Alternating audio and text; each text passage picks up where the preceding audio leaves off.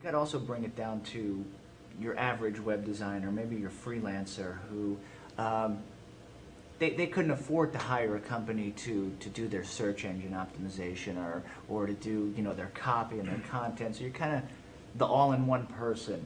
Now, how would a person like that, who's more of a jack of all trades as opposed to like a master of one, how could they, even from the very beginning, start building their website with the intention of not necessarily getting the top rank in keywords, but making sure that they're in the running and their site's not just basically invisible to the world or invisible to search engines? Well, one of the things you can do is, just like in anything else, it's good to know what your competitors are doing.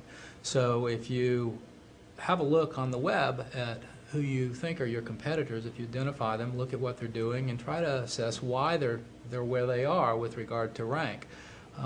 You can, and when I say rank, there are keywords, usual suspect keyword phrases that relate to a particular category, product, or service.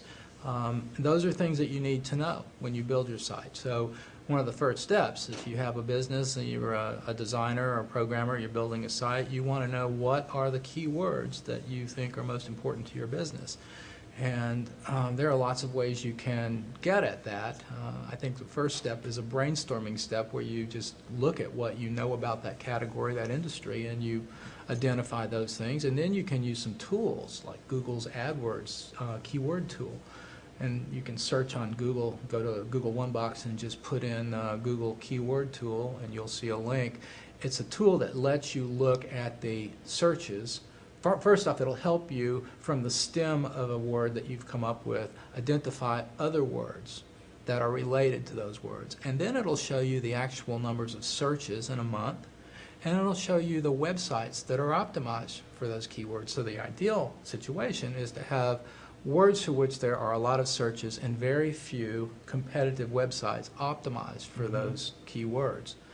And that sounds easier said than done, right? I mean, you're finding a high. Everybody's looking for that, right? That's right. You're just trying to. But oddly enough, people don't do this, and there are lots of little nuggets of keyword phrases out there that can build your business. And yeah, people talk a lot about SEO, keyword research, but people don't practice it so much. So there's a lot of opportunities. Hmm.